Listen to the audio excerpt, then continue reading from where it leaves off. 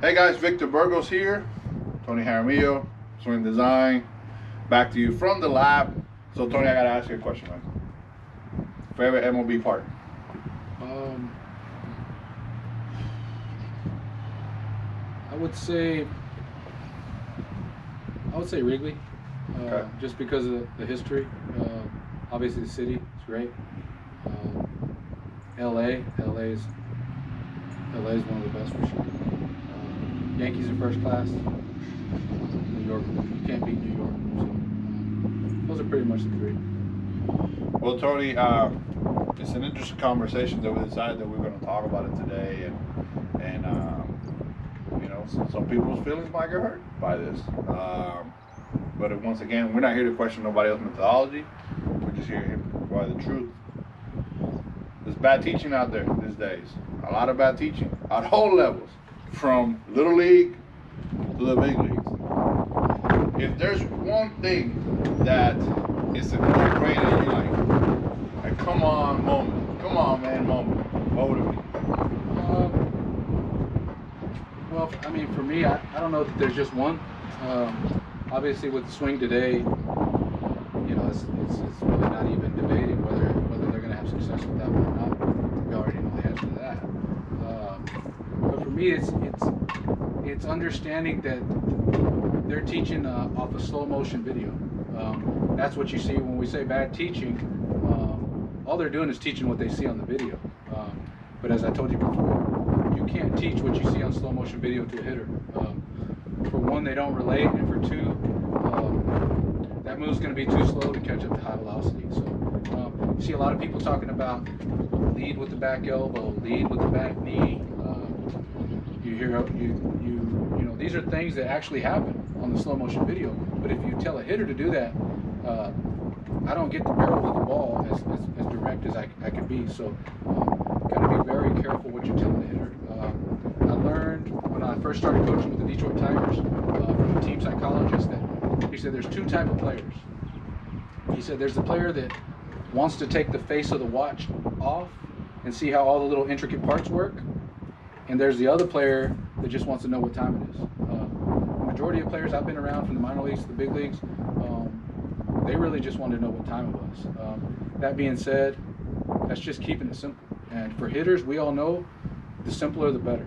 So, you know, with a lot of the analytics, the numbers and stuff that are being involved in the game today, it's really clouding the hitter's mind. It's taking their focus away from the most important part of the game, which is their at-bats, the concentration level that needs to be there, that has to go with these. They don't need to be on numbers. They need to be on competing and being able to get in rhythm with the pitcher. All right, I'm going to play a game with you. So I'm going to tell you something. The Ferris wheel. The Ferris wheel. Go. Well, the Ferris wheel works only on a sinker down. As long as you let it travel, stay square, back it up, you can Ferris wheel that sinker. But anything that starts to move from about the knee to mid-thigh, waist, you're going to have to be above the ball. Hate to break that news to you. Back knee. Well, the back knee, we don't want to lead with the back knee, okay? Because once I lead with the back knee, it throws this hip out. Once the knee leads, the hip goes out, my hands follow my hip. So now I'm in and out of the zone. What I want to feel like is there's a cast on my back leg, my hip, my knee, and my foot. They're jointed, and they turn together. Wow. That feeling of a good L right there behind the baseball. Is that why your uncle believes that that's the most important part of the swing, because it's the only one that stays grounded throughout? Definitely. Great point right there, Victor. Yeah, my uncle taught me a long time ago, your back leg is the most important leg, because when this foot comes off the ground, this is the only thing keeping you grounded. So if I'm not balanced back here with the dynamic balance that we spoke of earlier, I'm going to be in trouble right here. So it's very important to be in control of that back side to be able to stay back. Give me that back there. The back elbow. The back elbow. Back elbow.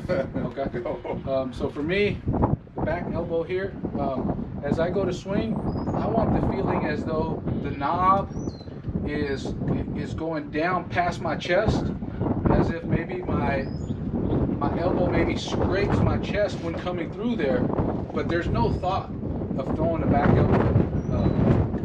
I'm going to think of throwing the back elbow in there, the first thing I'm going to do, here we go again, start to push. As soon as I push, opens the hip, hands follow the hip, I'm in and out of this one. Explain, because you said a key word, push. And a lot of times we talk about pivot. Can you explain the difference between both of them? Definitely. So for me, what you see a lot of hitters do is you'll see them get into a good position, and then you'll see them push out of here, which ends up dragging the barrel. Okay? Now, what we want to do is we want to get in a position and we want to pivot.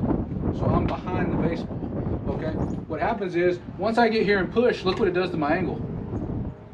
Starts to change the angle, and now I'm more of this longer path and more of an inside out. I've seen some hitters talk about it. They want to go this way because they want to be from behind. But yet, in some videos, they've gone here.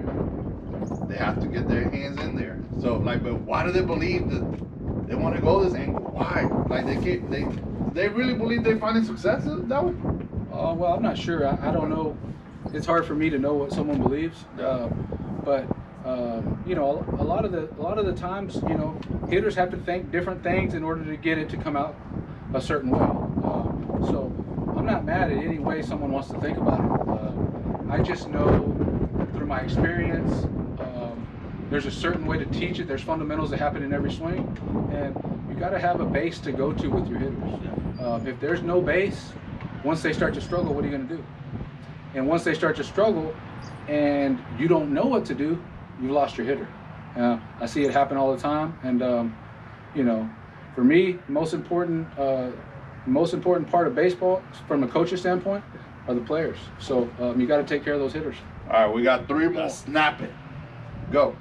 I don't know what snap it means. I haven't heard that before, but I do know that you know, I do know that you want to be A to B to the baseball. Want more of a level swing. I know you don't want to be under the baseball. I do know that. So for me, all you young hitters out there, work on staying above the baseball. I learned at a Texas A&M camp when I was a junior in high school to think barrel above the hands, and I raised my average 175 points. So obviously the barrel is never going to be above the hands, but if by me thinking that way, it made me stay above the ball longer. Instead of me slicing it to left or slicing to left center, they ended up being line drives into gaps, and I started hitting more doubles and hitting the ball in the line more. And not only that, like, you know, when we think barrel above the hands, right? Because one of the misleading things is just like you swing down and you believe that the barrel's going to keep down. And let me tell you guys, that's not the case at all. What we want is to have that feeling go down, and that pivot is going to create that backswing. And that brings to my next point. Nobody's teaching lower half. Nobody's using the lower half no more. Why? Well, I mean, it's like lower half hitting is a lost art. Everyone wants to teach swing plane. Well, at some point, I'm going to have to use this. Okay, our legs are the strongest part of our body. So for me, getting my lower half under me with timing, that's going to allow me to create some serious torque through the zone. But for me, no one wants to teach lower half hitting because they don't want to challenge their hitters in the cage to feel a pause. They don't want to stay back. They don't want to hit from that position where they feel weak. Is it because it's harder to teach? It's definitely harder to teach, but it's definitely harder on the player because nowadays, in the world we live in, their attention span is very fast. So if they take 2 or 3 swings from a good position, but they don't see the result, they want to change it. Okay. You know, one thing I tell hitters all the time is you have to be comfortable being uncomfortable. If you were already hitting great, you wouldn't be here. You wouldn't be trying to get better. Okay, so understand that you've got to be comfortable being uncomfortable. Tony, this last one is a very general one to me, because you don't see it out there anymore. The overall swing is taking focus away from teaching a kid how to become a hitter. Honestly, I don't know what happened to it, but you know, I do know that in hitting is so hard, it's simple, or so simple it's hard. It's whatever you make it. But being able to play the game, that's what baseball's about. And as we spoke earlier, you know that the game is trending back toward the game that we played growing up. But yeah, that's pretty much where the game's headed. David Ortiz said it best that this game is no fun with all the strikeouts. What is the most simplest thing? What is the simplest thing? It's a rhythm and balance. It's a get into a good hitting position. You have to do just one thing to start out as a foundation. What would it be? Rhythm. Rhythm. Rhythm. You gotta dance with the pitcher. You gotta dance with the pitcher. Yeah, that's gonna give you your best chance. There you go. Hey guys, there you have it. Make sure that you subscribe to our YouTube channel. And anything you want to add? No, I just want all the young sluggers out there to learn how to practice. Learn how to have a routine in the cage that allows you to have success in the game. Don't be so result-minded in the cage. Focus on the process in the cage. Get your work in. Stay within yourself. See if you can try not to do too much, and just try to repeat your swing. I guarantee you good things will happen. Just put it on repeat. Swing design, back to the basics.